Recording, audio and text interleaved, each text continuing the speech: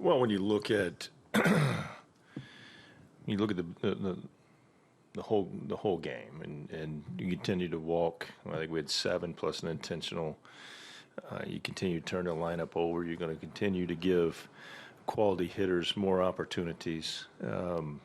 We walked a 9-hole hitter late, and then you bring the top of their lineup, the heart of their lineup up that is so challenging. It puts you in those situations that quality hitters. You give them that many opportunities, they're going to come through. Perez situation, a couple good innings, and then kind of the same situation. Let game kind of speed up on him in certain situations, and then he created some of his own mess with some of the walks. Was incapable of pitching through it there in the 6th. Again, another walk, a guy that he had gotten out twice, had walked once, and then Pedroia there had already hit 2 balls well off of him, a couple singles, and then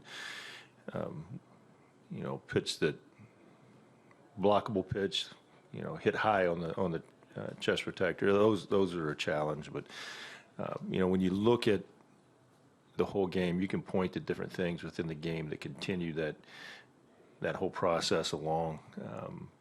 And you continue to ask these guys to pitch out of jams consistently, then it creates challenges for you.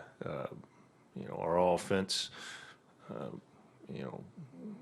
their starter made it challenging on us, but we were able to break through there late. And that's a ball game. We got to find a way to come through in those situations and put it away at home and in our ballpark. Well, what did you think of the bullpen? I think maybe you answering with the walks, but maybe that was just Frieri. But and then obviously the bloop hit. You had a choice, infield in or maybe double play depth. I don't know, but yeah. First thing, Jeff, on that one, Benintendi's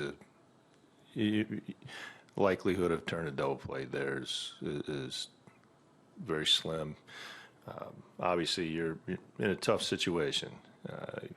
I don't know that there is anything in the book that you say play for a bloop.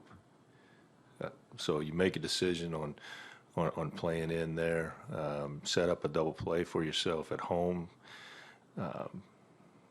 Play at the plate, play at any base. There's a number of things that can happen. I felt like you asked about the bullpen as a whole.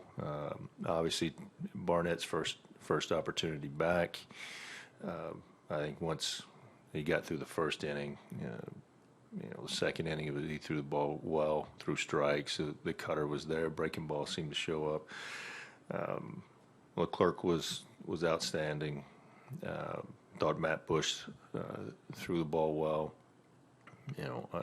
There until the last. I mean, the walk to the 9-hole hitter, that sets up that entire inning. Their leadoff guy, ball elevated out over the plate, hooks it off the wall. You got runners now second and third, which sets up that entire inning. And hey, I thought Frieri thought it threw a good pitch, got in on the hands. That ball stays up in the air. I mean, you go back and look at some of the balls that we hit hard, and then our bloop don't fall in. Game of baseball is very cruel in certain instances and very rewarding for others.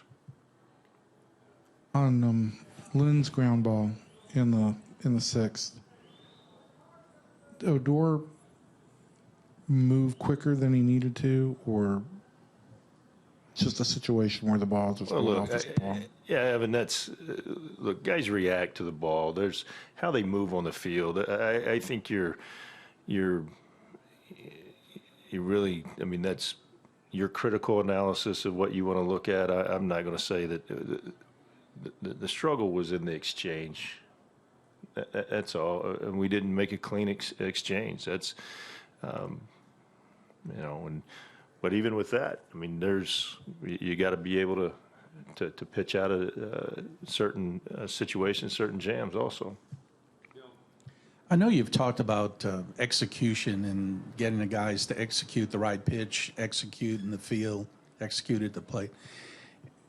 When things aren't going well, what do you and the coaches do to try to get them to execute better, more often, whatever?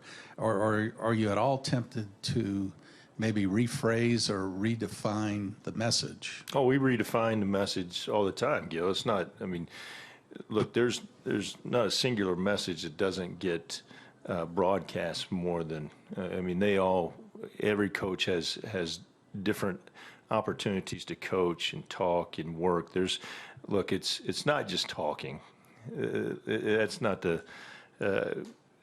these pitchers go out there, they've got bullpen sessions, starters, and things like that they work on pitches. They're not just down there heaving balls to a catcher. They continue to work on it. And the relievers, there are times that if they haven't been in a game, they're in a bullpen type session, but they're also working in their flat grounds and their throwing programs. They're simulating executing pitches all the time. But yeah, to answer the broader question, look, all these coaches and how they communicate, how they talk, they're not using the same phrases, same words all the time. Look, you can get your point across in your coaching moments in different ways, and I feel good about where these coaches are at and what they're saying and how they're doing it.